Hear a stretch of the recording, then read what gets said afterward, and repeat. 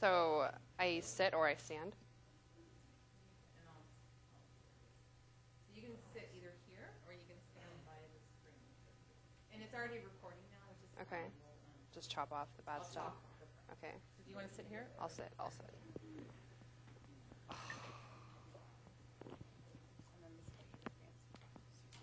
Okay. Right.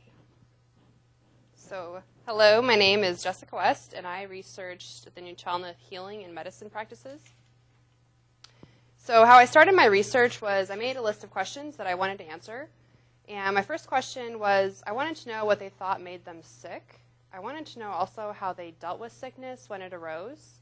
I wanted to know if there was any modern research that was done on their medicine to show that it's been considered to be effective. I wanted to know if they had doctor figures in their culture, and I also wanted to know how they gained the knowledge that they had and also how they stored that knowledge. So my first question was, what did they think made them sick? And I wanted to know this because they didn't have science and labs to tell them about viruses and bacteria, so they had to think something. So what I found was that it was really based on their core belief that the spiritual and the physical realm are deeply connected and that their well-being rested on a really delicate balance between the two. And so the harmony between those was very important for them.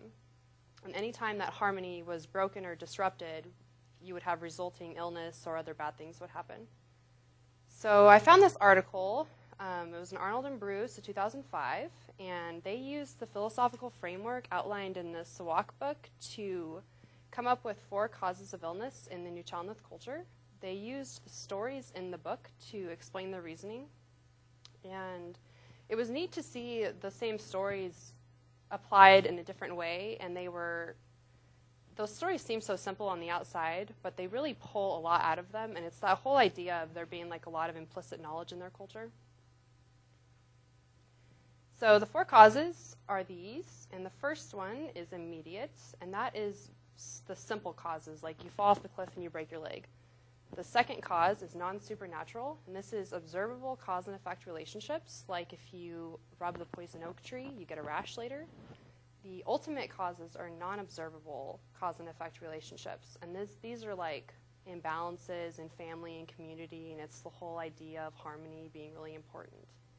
The fourth cause is supernatural causes, and these are like the spirit and demon realms, and it's that core belief of the spiritual and the physical being always in harmony. So this is, like an example here would be like you pissed off the spirits, you did something they didn't like, and so now you're sick. So I wanted to know how they dealt with sickness when it happened. And so part of their culture was really strict ceremonies and rituals, and one of the example stories is of a whale hunter who practiced for many months. He did all these ceremonies and rituals to get ready for the hunt, and then on the day of the hunt, his wife was supposed to be partaking in these rituals while he was hunting, and she stopped. She got too excited and like ran towards the beach, and the whale turned away from the hunter and started swimming the other way. And so this is the whole idea of it's very important that they stick to these rituals, and the same concept applied to them when they were sick. They had really particular activities and foods that they weren't supposed to eat when they were sick, and they had really specific medicines that they were given. So I wanted to know what they used for medicine, and not surprisingly, they used plants. They had a really big diversity of plants in their habitat, as we all know, and they used them for tools, canoes, homes, everything. So I found this Turner and Coxsedge article in 2001 that they compiled all of the knowledge they had on the Nulth medicinal plants, and they had them in a big list, and they categorized them in these following categories: general tonics, purgatives, laxatives, emetics, salves, poultices, skin ailments, colds, respiratory, gynecological problems. So they had a very extensive knowledge of the local fauna, or floral, sorry. I found another Turner article that talked about how the seaweed in the area was used as a medicine for indigestion, heartburn, and antiseptic. And what I thought was interesting here was that the plants were like multi-purpose. They weren't only used for medicine, they were used for medicine and food and all other things. And many of the plants, including this particular seaweed, are still harvested today by tribal members.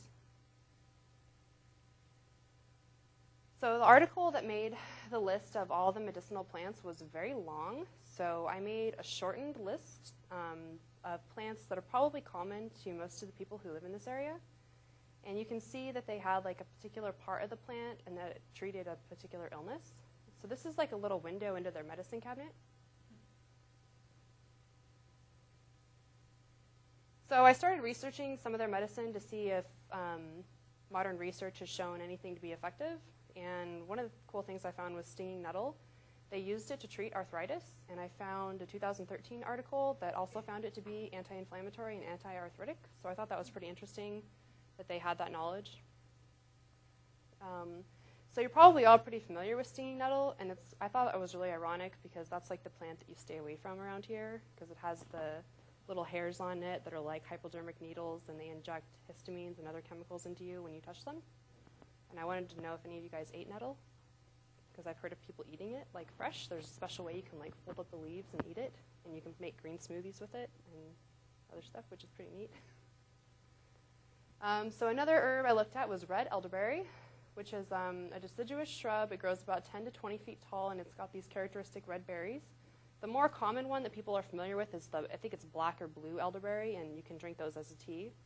But the root of this plant was used for gynecological problems by the new Chah, and nowadays you can get it in the health food store as a throat spray and as a general health booster, and it's been used historically for a long time around the world as a medicine.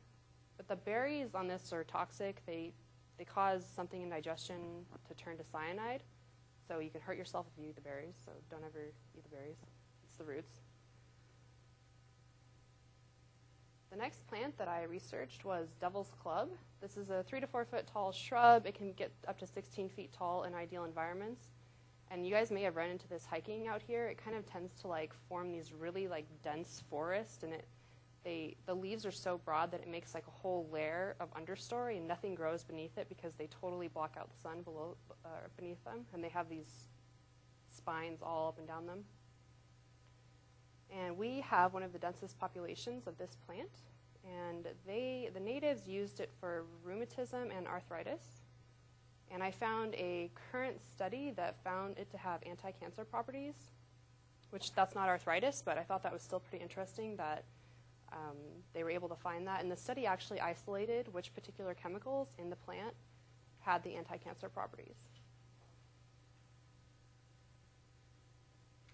So my next question was, I wanted to know if they had doctor figures in their culture. And it turns out that most of the medicinal plant knowledge was common knowledge to everyone in the culture, so their need for doctors was much lower than ours.